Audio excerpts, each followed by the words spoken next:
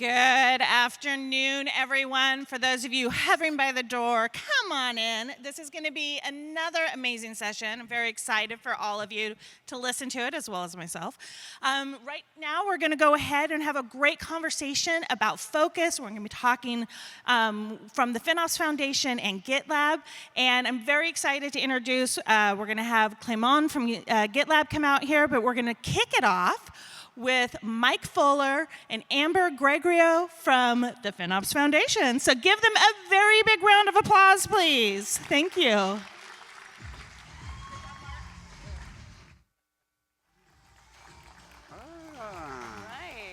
Cool. All righty. Good morning, everyone. Hello. All right, welcome, everyone. So I guess anyone who doesn't know who I am, I'm the CTO of the FinOps Foundation. And I'm going to be joined here on stage with Amber. You want to intro yourself? That's all right, don't worry about it. Yeah, thanks. Gregorio. I joined the foundation in January. Been working in this space for many years. It's been a lot of fun to join the foundation. And I can honestly say my favorite part has been working on the focus specification because I know how big and impactful this is going to be for everyone in the cloud industry. Good to have Amber on stage. So she joined the foundation at the beginning of the year, but she's been in the industry for quite a while. And so you get to hear from not just me, who've been involved heavily in the actual Focus project, but from someone who's looked at it from the outside with the years of her experience. We'll kick it off here talking about what Focus is. So Focus is a billing specification for cost and usage data. And this specification is really for the people who generate cost and usage billing data. It helps them understand what format to put that data in. And the people who generate these billing files, we'll call them cloud vendors. Cloud vendors, of course, includes your cloud service providers who are delivering infrastructure as a service and other cloud management tooling. But cloud vendors also includes this whole ecosystem of software vendors who are delivering software for all sorts of different use cases: observability, data management, security. These are all vendors who have to generate billing data, and we would like them to generate that data in the Focus format. Focus, it's cost and usage data, so you can really bring the Focus specification to any cost and usage data. That can even include internal environments, private clouds, where you are metering the usage of shared resources, charging back internally for the usage of those resources, kind of like treating your private cloud like a public cloud. These environments are fantastic for Focus adoption as well. You'll be able to marry private and public cloud data together. Yeah, I've heard it from a few of the vendors actually, talking to them out on the floor here, and their customers are very interested in this concept of generating their own data as well. So I guess the thing here is Focus is a specification. It's a PDF, really. It's not a tool that does the actual translation itself. And so you're really looking towards the native providing from the cloud providers themselves. But in the FinOps Foundation side of things, we have built some open source tooling to help and assist that. But the specification itself describes the schema, the columns, if you will, in the data, and the types of information that would go in each of those columns. And so I like the way that John said it on stage this morning, and this is like 1.0 is a really good way to start the conversation. And we're looking towards the practitioner community now to get involved to start having that conversation with us.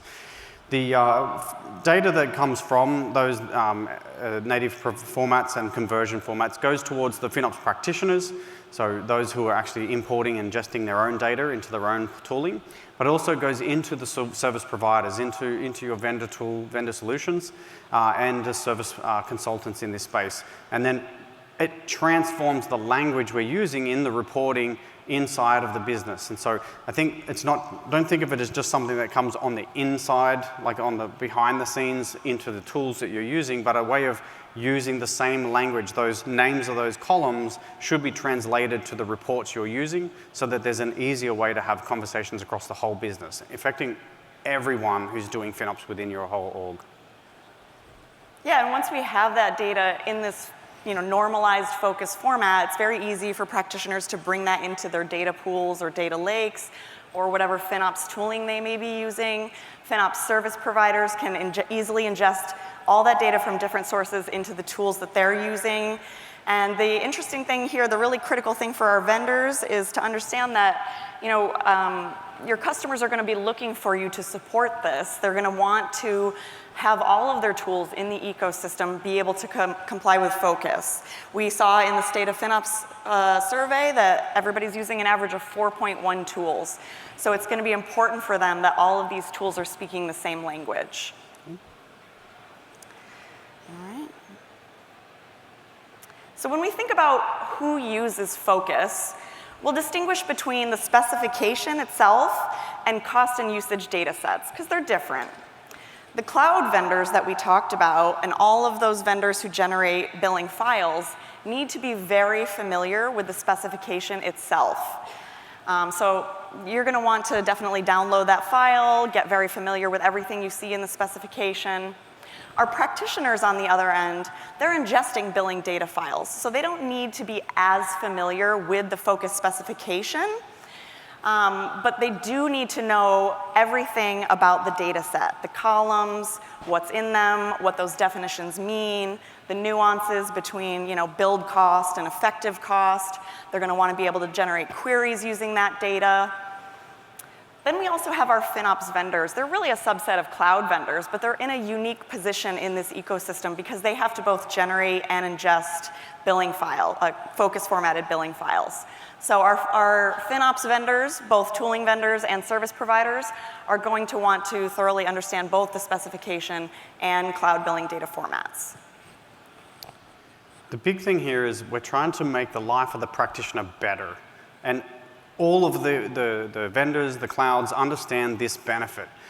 Realistically, all of the capabilities in the FinOps framework require cost and usage data to drive them.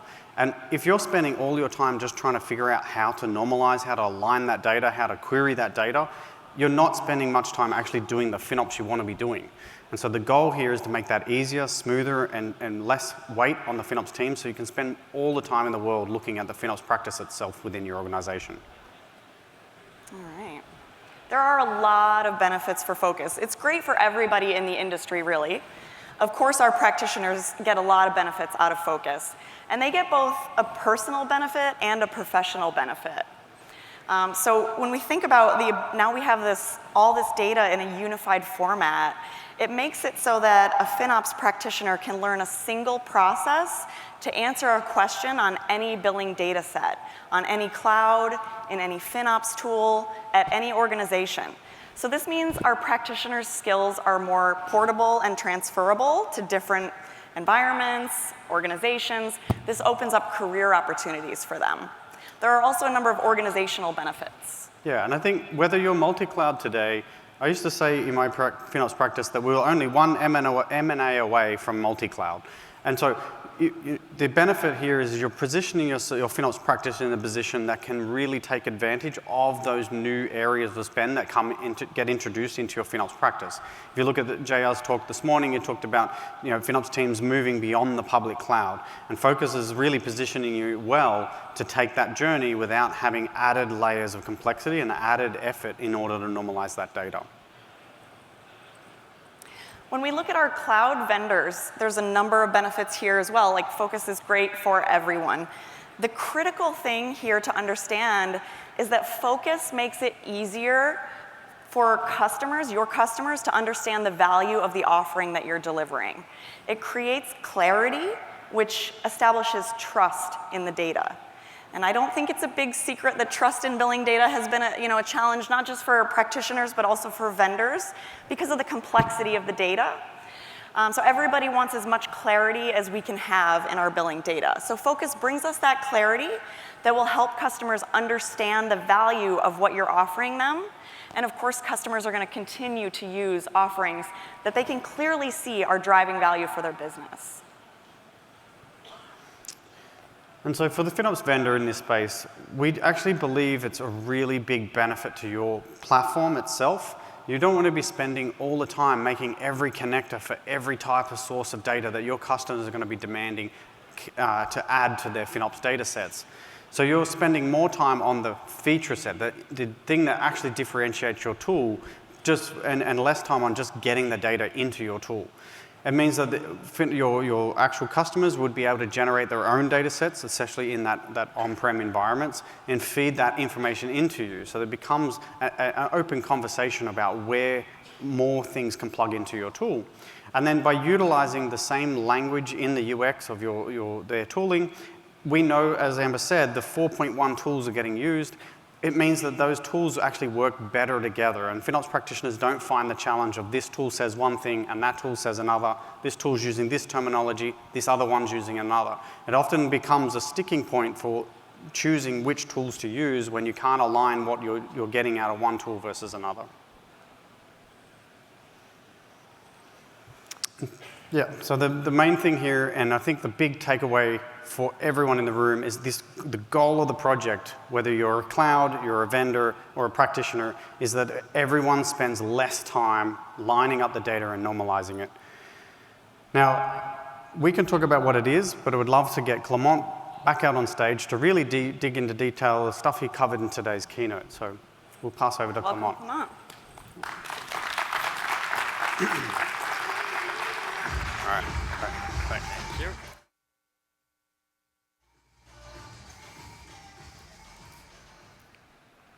Hey, FinOps X. I'm really happy to be here again. And yeah, we have the opportunity for 20 minutes to dive a little bit deeper on our implementation of Focus at GitLab. So yeah, really happy to be here again and see you again this morning. So today we'll see 4 points. Quick introduction of what is GitLab, why we needed a custom data pipeline for our costs. Secondly, what are the FinOps goals, objectives, constraints. Third, how to build a FinOps data pipeline at GitLab. And what are the downstream applications of that pipeline. So first, a quick introduction about GitLab. We are a web-based DevSecOps platform that is offering you all the capabilities to manage your software development lifecycle through components and features like project planning, source code management, continuous integration, infrastructure configuration, et cetera, et cetera. And lately, AI-powered workflows as well. GitLab is helping you to have one user interface that will help you manage your whole development lifecycle through those different features. And our goal is to have a unified data model for everyone in the company to be able to manage the SDLC. So as I explained this morning, we have a multi-cloud challenge. We have multiple cloud providers, Google Cloud, Elasticsearch, Oracle, Cloudflare, AWS, Grafana, Anthropic lately. We have multiple environments and features, GitLab.com, GitLab Dedicated, GitLab on cloud and marketplaces, AI features, runners. We have many components in our product. We have a desire to remain cloud agnostic. We want to be deployed on every cloud. And it makes for a more complex management of cost and usage data across different platforms. Starting from this context and this challenge, we decided we needed a cloud billing and usage SSOT, single source of truth. So at first, we did a quick FinOps assessment across 6 axes. First, the allocation. We were pretty much at 30% coverage, thanks to our tags and labels in the different cloud billing data from the different providers. In terms of reporting and analytics, we were roughly at 20% progression, because we were only able to deliver on an area of the cost that was pretty much 20% of our total cost. In terms of cloud policy and governance, it was just started. We had no standard to create allocations. They were sometimes done ad hoc, just to deliver a quick analysis, and there was no framework that was helping us to actually do that repetitively. In terms of rate optimization, workload optimization, unit economics, same thing, they were done ad hoc.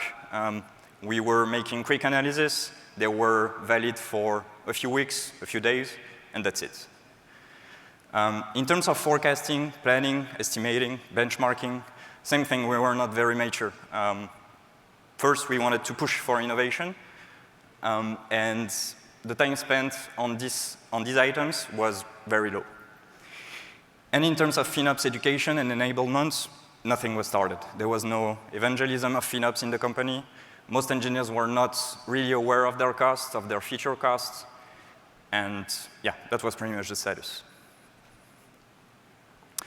So let's go for a quick detour about the FinOps goals, objectives, and constraints. First, our objectives are to improve allocation and awareness, make unit economics, and down the line, why not have more cost optimization and be able to make savings. In terms of constraints, we have an infrastructure that is changing very rapidly, very frequently. We are able to scrap an entire architecture to replace it with another one in a matter of a couple of weeks if the team wants to innovate in that direction. All the stakeholders need insights. Finance, infrastructure, products, they all want insights about their costs because it's defining how much revenue they can generate. We are a full remote company in more than 50 countries, so it's also a challenge for us to evangelize FinOps in the company in this full remote setup. And again, we have many cloud providers, which is definitely a constraint. So we decided we needed to build a custom FinOps data pipeline to answer our needs. And yeah, I'm super happy to share with you a bit more in details what it looks like. So first on the left, we have the data ingestion layer. We're bringing in all the data from GCP, AWS, Anthropic here in this example, Cloudflare, Elasticsearch, Grafana. We're ingesting everything into our internal data warehouse, which is made of Snowflake, and on top of that, dbt, to be able to build models on top of the data. So first, we're ingesting all this data, transforming every schema to the focus spec with dbt. And then once we have everything into the focus format, we're enriching the data set with finance dimensions, engineering dimensions, product dimensions. And these mappings are coming from different systems. I represented here, for example, Thanos, Prometheus, GitLab, the product itself, Elasticsearch, and sometimes still some manual mappings that are done in an Excel spreadsheet. That data goes through different stages and is enriched thanks to those metrics we're bringing from these different systems. We're able to split the lines to make an allocation more precise. We're able to add columns to be able to filter more the data and to deep dive into a certain usage. The end goal is to have one single table for every cloud provider. And yeah, that's what we managed to do so far. As for the visualization layer, we are for now using Tableau on top of this data that is built in the data warehouse. It helps us doing better allocation, better reporting and analytics, better forecasting thanks to unit economics. I wanted to give a quick example of what is a metric-based mapping in our architecture. So quick explanation first, GitLab is the service that will host all of your repository data. So as soon as you're pushing something, your request is going through the GitLab service. And not only we will pay for the cost of the request, the cost of the storage, but we also need to map this usage on top of the GitLab service. So for example, here, we would be pulling metrics from Prometheus Thanos that will tell us on a daily basis what is the usage that is done by customer A, that is a free user, customer B, that is a paid user on the premium billing model for GitLab, for example, or user C, that is an internal user. By the way, we are dogfooding the product at GitLab. We are using GitLab to develop GitLab, and that's why we are using our own SaaS platform in order to be able to continuously improve it. So in our usage, we will find free users, paid users, internal users, and we need to know how to make that split. That split is given by a simple Prometheus query, right? We have in Prometheus a tracking of all the requests that are flowing through GitLab, and by who they're made, by what type of customer they're made, are they a free user, paid user, internal user? And then, so we're able to pull that simple table in the center there and apply it to the area of cost that corresponds to GitLab. The area of cost that corresponds to GitLab can be hard to determine. Sometimes it's based on a label. Sometimes the label is not there, so we must check other attributes to be able to detect what is actually GitLab cost, what is actually not. And another example here of a product feature mapping. So we have our product data that is also flowing into the same internal data warehouse, which is pretty much equal to our usage in GCP and AWS in terms of storage for this example. We realized that from the product data, we had a metric that was summing up to pretty much 8 petabytes per month of all the repository data from all the customers. And we realized that it was actually the same system was needed to allocate those costs across the different type of customers, free, paid, internal. So here we would be pulling from GitLab itself, what is the usage pattern of all of our customers, what is the type of the customer, internal, paid, free, and pulling also from other systems, Elasticsearch, for example. So some users, whatever their free user, paid user, internal user, they will create a certain amount of logs. And same thing, from Elasticsearch, we would pull on a daily basis, the split that is made across the different type of customers. So each day, we pretty much have 3 lines, free, internal, paid, with a percentage, and that percentage sums up to 1. It helps us to, on one end, pull this mapping, apply it to the billing data, and still obtain an accurate, complete, and based on systems SOT data. This is very important because that's basically where we will get audited for this pipeline. We need every mapping to be accurate, complete, and based on a system SOT.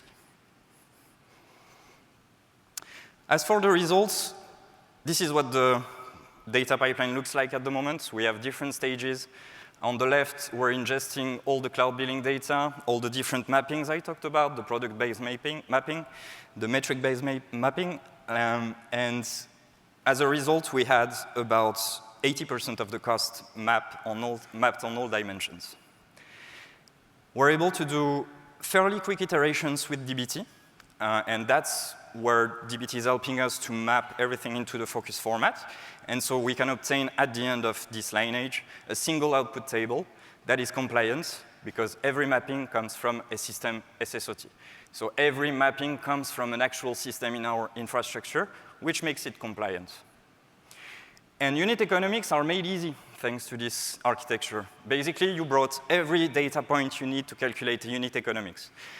As we brought the billing data into our internal data warehouse, it's now also leaving aside all the product data that we have, the revenue data that we have. And so creating a new model that will deliver unit economic insights is actually pretty easy, right? If you've done a little bit of SQL, you're going to have one CT pulling the billing data, one CT pulling the product data, and then you're making the division after that on a daily basis, for example. So what are the downstream applications?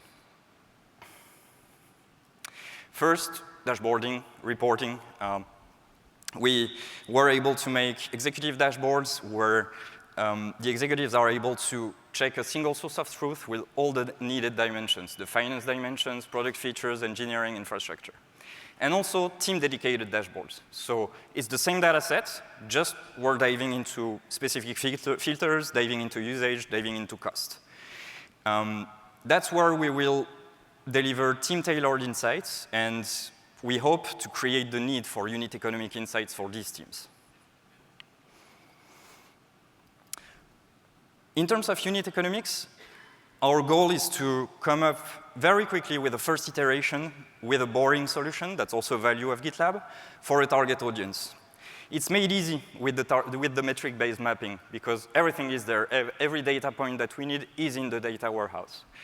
And our goal is to proactively deliver simple facts. For example, each AI feature user costs us X dollars per month and per unique active user. For one CI minute used by our customers, we actually use a certain amount of compute minutes in the cloud. For 1 gig of repository data stored in GitLab that I mentioned earlier by our customers, we actually use more data in the cloud, and how much is this ratio? The goal there is to really have and get the engineers to act spontaneously on the costs and improve the unit economics KPIs.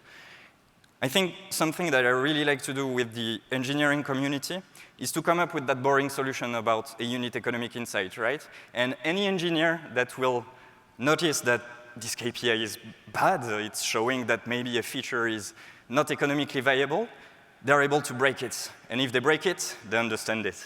And so it's a definite win for the FinOps team because we managed to deliver unit economics, deliver awareness, and moreover, the engineers now start to learn how to action this unit economic insight and how to improve it. In terms of next steps, what we want to achieve is to give an instant cost feedback to engineers. Thanks to unit economics, the cost can be reported in real time. The FinOps team is able to calculate a unit cost per metric. So, for example, a cost per call, a cost of storing repository data, a cost of using continuous integration features and jobs. And that enables real-time reporting and estimation and forecasting of the cost. Why? We have the metric that is coming live in the monitoring system. We know how much it costs per unit.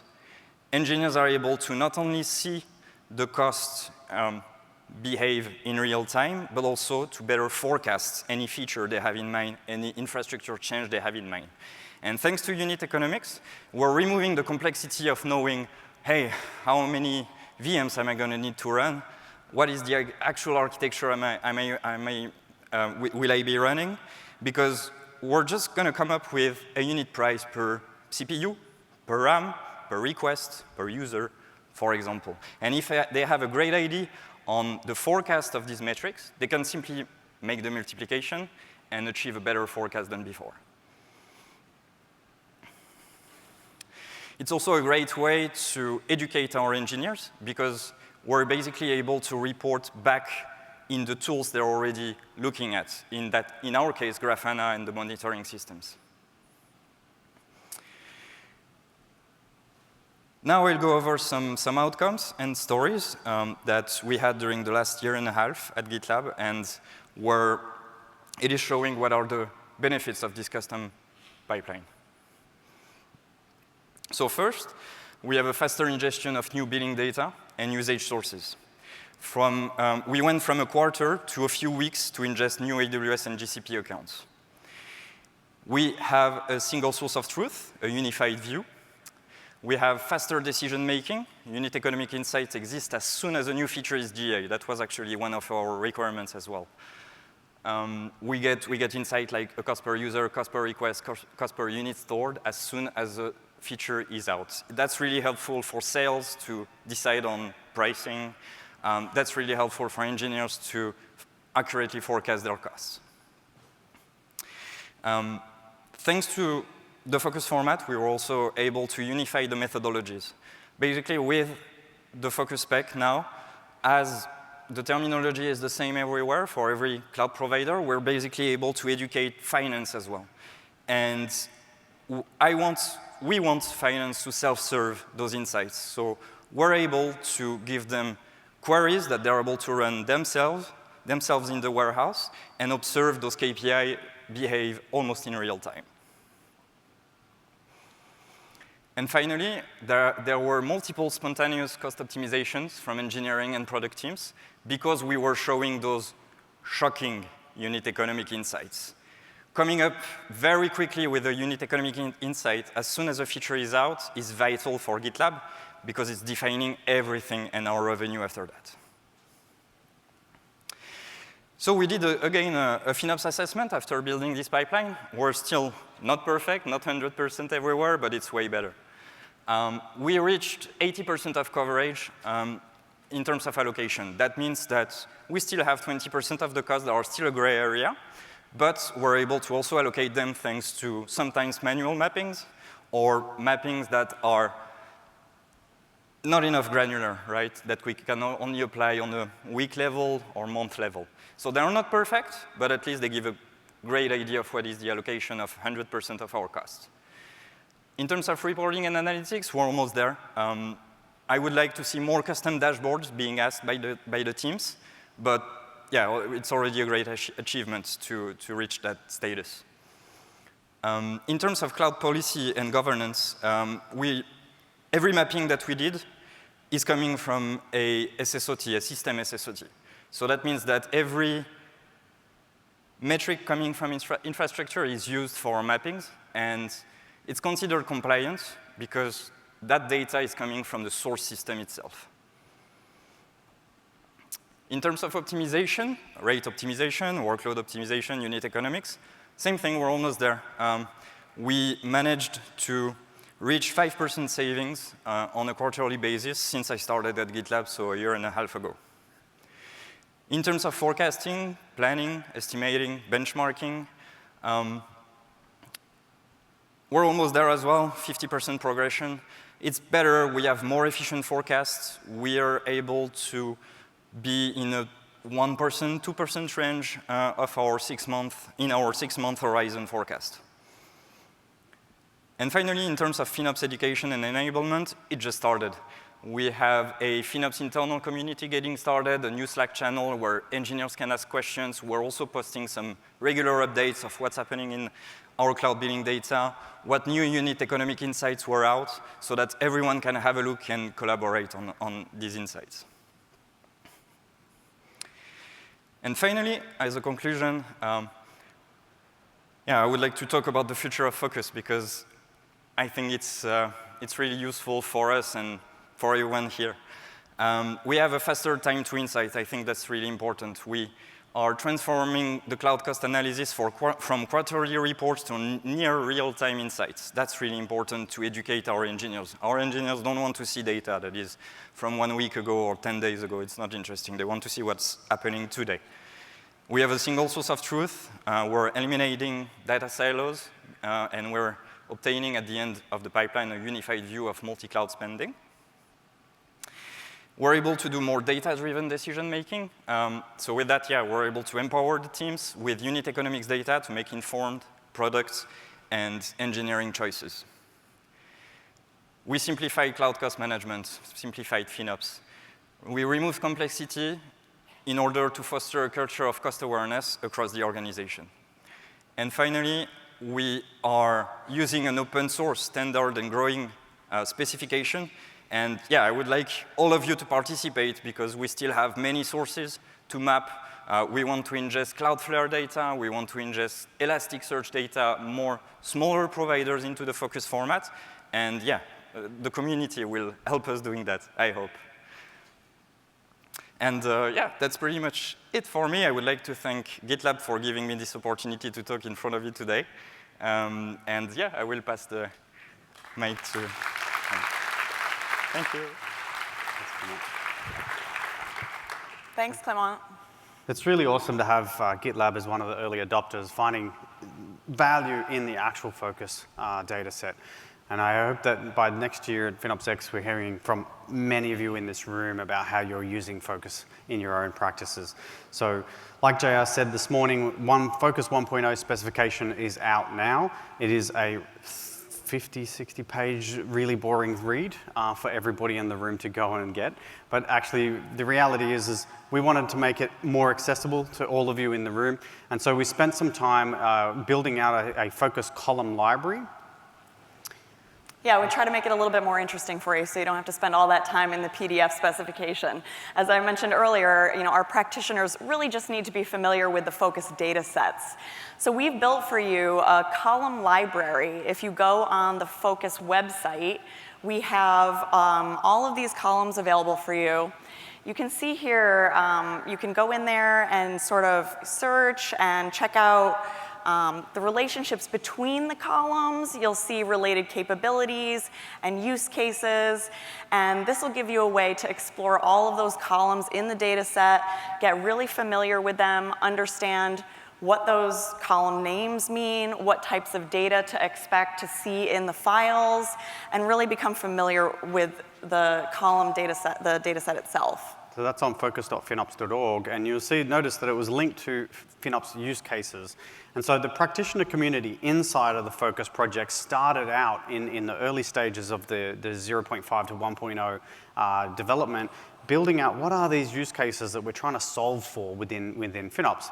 And it become a really useful tool inside of the Focus project to sort of guide what columns we need inside the specification.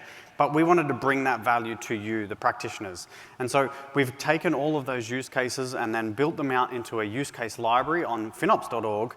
And so each one of these use cases is a type of activity you might be trying to do, a question you might have of your FinOps data. And so then inside of those use cases, you get a bit of a description, you identify which columns sort of relate to this use case, and then we give you a sample query that sort of becomes a starting point for you to understand how you would go about solving that use case within a data set.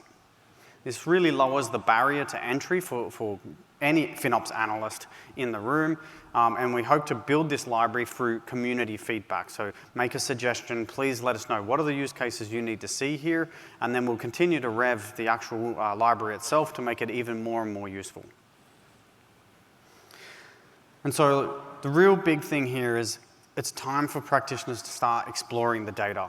You know, we stood here last year and it was all about getting involvement in the project itself. But we're now, as we hit 1.0, we're really at a point where we need the practitioners to tell us what's wrong, what's missing, what are those use cases you need that aren't solved yet by this library, by this specification. And so, you know, I really do think 1.0 is the beginning of the conversation. I do think that it's now time for practitioners to show, you know, their excitement for this project by turning on those native data feeds, to start talking to your cloud providers about the things that are working for you and the things that aren't. Start working with us on our use case library so we can build this out, and then we can put all that feedback into the Focus project for the 1.1, 1.2, et cetera releases. This is not a 1.0 and done with the specification. It's meant to be a 1.0, and let's evolve with the community, and let's evolve to a position where the whole Focus project is giving that full community impact that we think it can do. We have some great resources for you. Probably the best way to get started with Focus, whether you're a vendor or a practitioner or a tooling provider, is to take our education courses. We've got a couple of options for you. We have our free Introduction to Focus course. This is really great for people who work with FinOps practitioners or for people who are in marketing or sales for FinOps tooling and FinOps services. We just launched this week our FinOps Certified Focus Analyst course. This is the deep dive course for our practitioners. This is the one you're going to want to take to understand how to use those billing data sets, build SQL queries. This is really the right course for the people who are going to have their hands on the data. It's also a great course for people who deliver FinOps services, your more technical folks, your engineers and product managers who build FinOps tooling and software. We have a bunch of other resources for you. So we have a few people in the community already with that little badge, the Focus Analyst badge on their labels. So look for them in the community here, ask them questions about it. You know, we'd love nothing better than hear from people that have actually taken the course to you know, see what you think about it. But you know, yes, we want to make sure that you realize that there's a whole pile of different things that we have put around the actual 1.0 specification document. And then with the combination of the native support we're starting to see from clouds, there is stuff here for you to start to get your teeth into it. And like JR said this morning, it's like, let's go on this journey together. Don't wait for this to be perfect, because the point of this whole specification is that we kind of help us move forward with you know, where it can end up and how to impact it. Yeah, so we're going to be outside at the Focus booth with Clément if you have any questions for him. We have about a 30-minute break right now until the next breakout session. We'll be back here on this stage at 3:15 with Uber, and all of the rest of the sessions will start at that time as well. Thank you so much. I guess. Yep. Thanks for watching. Check out more FinOps X 2024 content on our YouTube channel on the 2024 playlist. Support our channel by liking, subscribing, clicking the notification bell, and by leaving comments and questions for our speakers. We appreciate your support.